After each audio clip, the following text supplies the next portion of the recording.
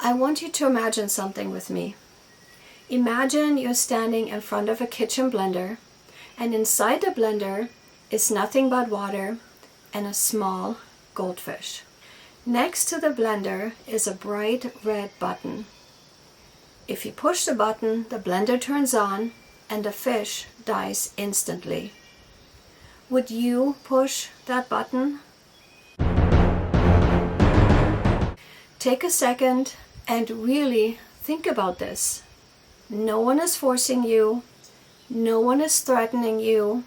You will not get paid any money, and you will not win any prizes. You simply have the power to decide whether that fish lives or dies. My guess is that most of you are thinking, absolutely not. As a matter of fact, most of you are probably uncomfortable just thinking about it. But why? I tell you why. Because you recognize that this fish is a living being. It can experience fear. It wants to live. And ending its life for no good reason feels deeply wrong. Hey, I'm Daniela, the vegan mom, and in this video I want to tell you a story, a true story that actually happened, so stick around. Back in 2000, a Chilean artist by the name of Marco Evaristi created an art exhibit in Denmark. He placed goldfish inside of blenders filled with water. And as visitors walked by, they had a choice. Would they push the on button, or would they decide to just walk away? No one told them what to do. They could simply admire the exhibit, or they could push the button. Most people walked away, but not everyone. 2 visitors actually pushed that button and killed those fish. The people were horrified. They called it cruel, disturbing, heartless. The museum even faced legal action over what had happened. And honestly, I can understand why people reacted that way. Watching someone choose to destroy and kill a helpless animal simply because they can is shocking. It confronts us with a question we rarely ask ourselves. What kind of person would push that button? But here is what I find fascinating. The blender wasn't really the point. The real subject of this exhibit was us, the humans. It was about conscience. It was about compassion. It was about what happens when our choices become visible. Because when the button is right in front of us, when we know exactly what will happen, most of us don't want to have anything to do with it. And I think that's actually good news. It tells us something important. Deep down inside, most people don't enjoy causing suffering. Most people don't want to be cruel. And most people genuinely care about animals. That is why they rescue injured birds. That's why children cry when they see animals suffering and getting hurt. That's why videos of abused dogs make millions of people angry. Compassion is already here. God placed it within us. It is part of our fabric. So if that's true, why do billions and billions of animals each year get killed for our food choices? And that's the question I want to explore today. And I think the answer has something to do with one simple fact. Most people never see the button. Before we go any further, if you have been wrestling with questions about your food, your health, or whether your diet truly reflects the compassion God tells us to show toward His creatures, I would love to invite you to my free workshop called Back to the Garden of Eating, and I will leave the link in the description below. It's designed especially for people who want practical, biblical guidance without condemnation or pressure. And I will tell you more about it a little bit later, so stick around. And once you see what I'm about to share with you, you will never look at your food the same way again. Here's what I believe the artist understood. The blender was never the real machine.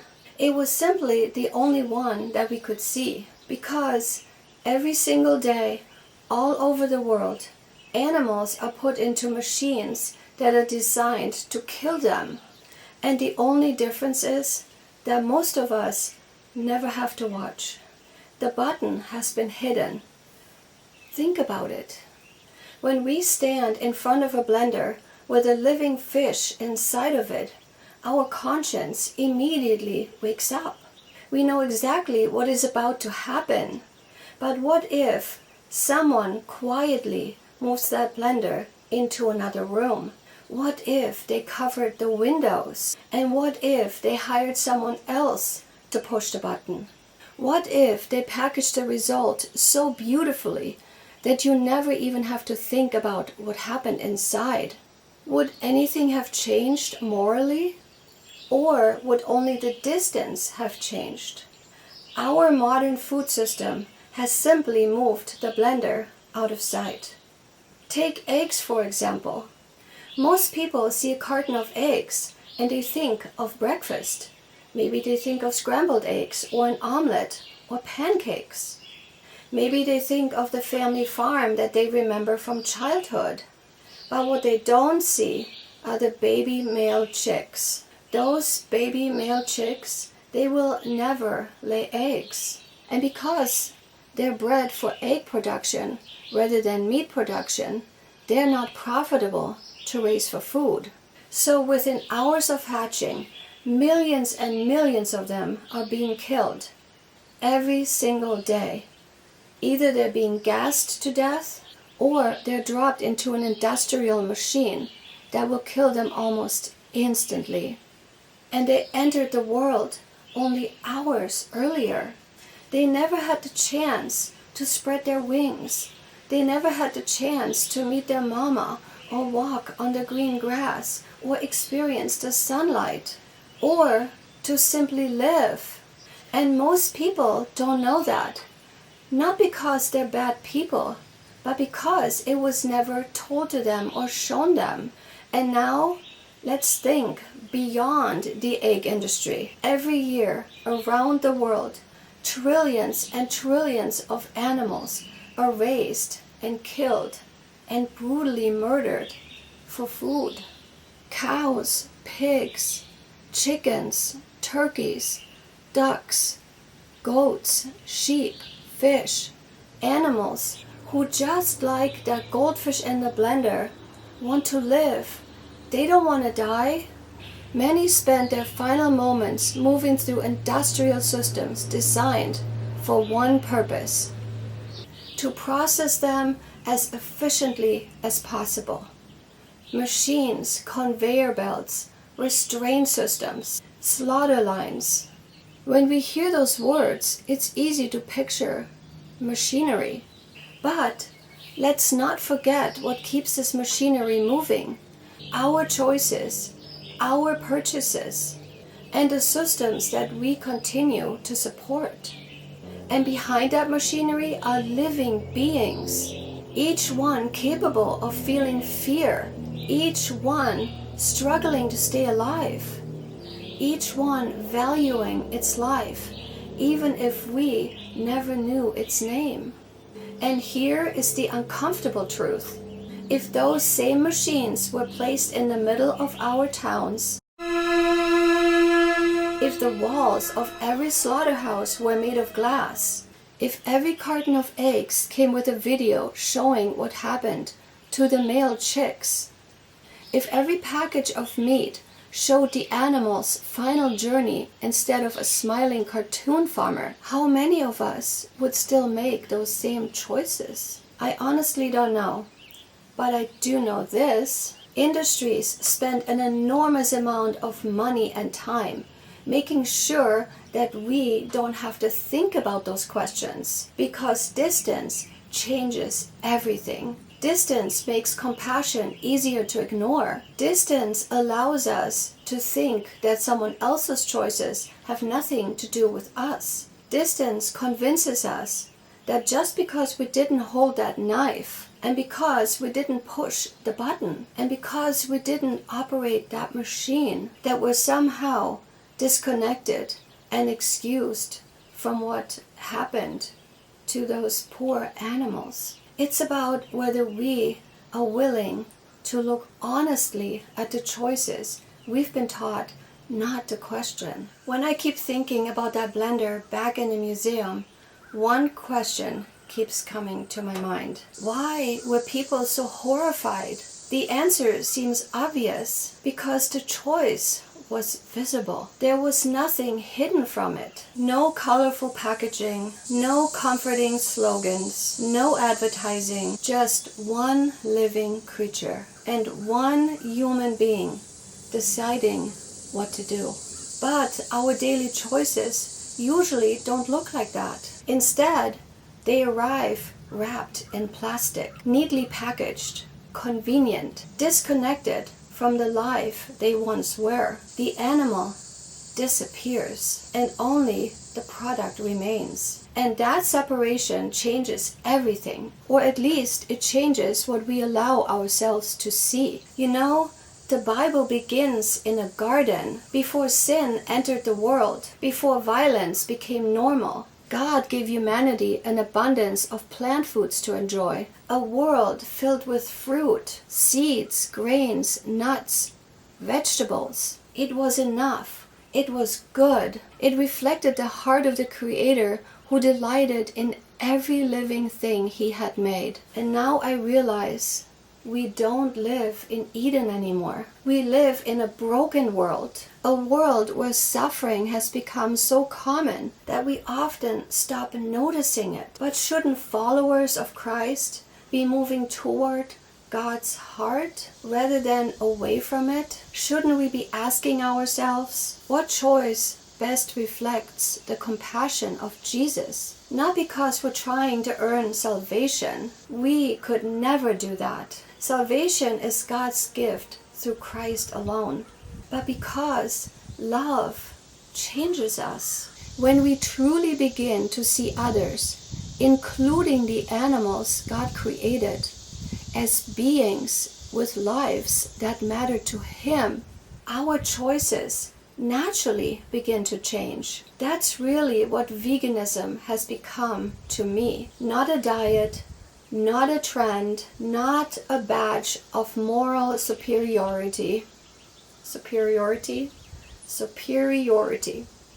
That's a hard word to say. It's simply my way of saying I don't want to participate in unnecessary suffering if I have another choice. And that doesn't make me perfect. Far from it. I'm still learning. I'm still growing. And I never want this YouTube channel to be a place where people feel shamed. I want this to be a place where people feel invited.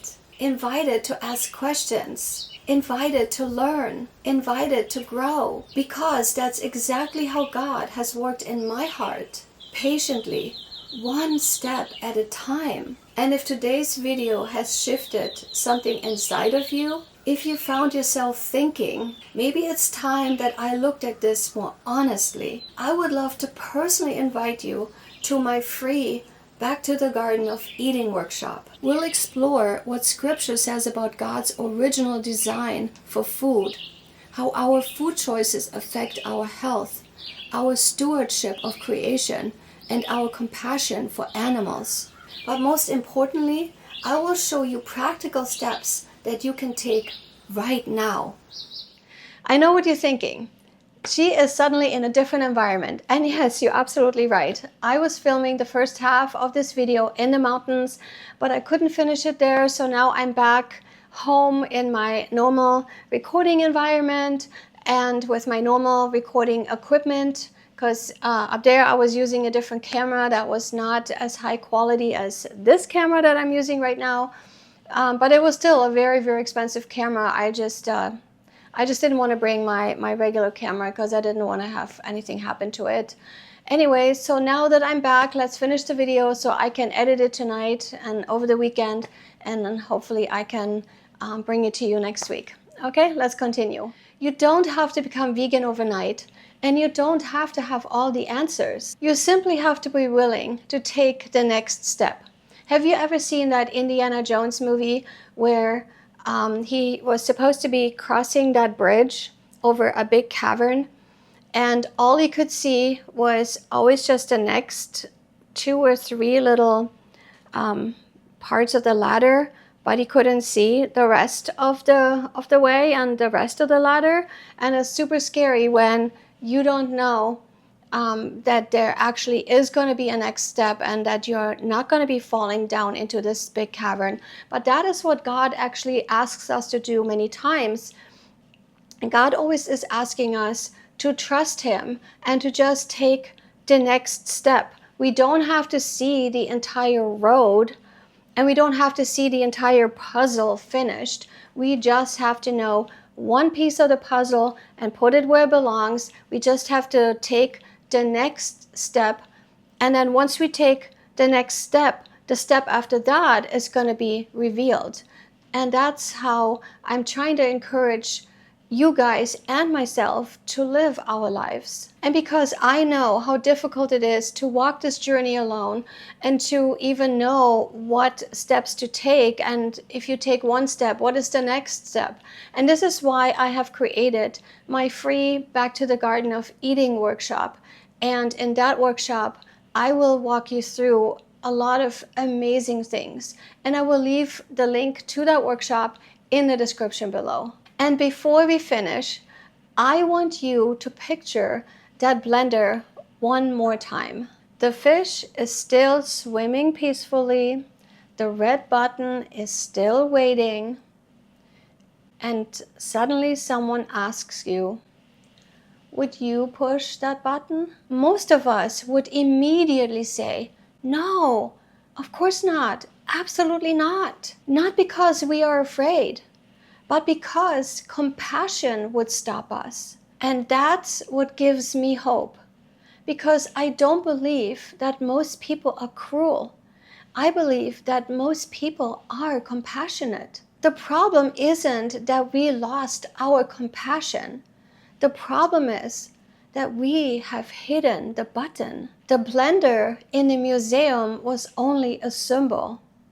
The real machines are somewhere else. The real button is hidden behind the walls of hatcheries, behind slaughterhouses, behind factory farms, behind grocery store shelves, hidden behind walls, hidden behind marketing, hidden behind habits, and behind the comforting illusion that someone else is making that difficult choice. But every purchase is a choice.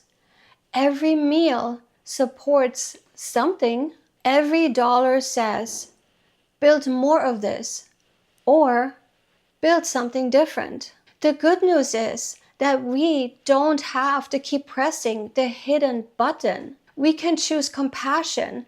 We can choose mercy. We can choose food that nourishes our bodies without asking someone else to take a life for us. And that's what Back to the Garden of Eating is really all about. Not perfection, not guilt, not shame, just learning to bring our choices into alignment with the compassion God has already placed in our hearts. And the link is in the description below, and I will pin it in the first comment. I would love to see you there, because once we see the button, we would no longer ask, would I press it? We would be asking something much more important. And that is, now that I know that that button is there, what kind of person do I want to become? Please like and subscribe and become part of our vegan tribe. And until I see you in the next video, may you be well and may you know peace. Bye for now.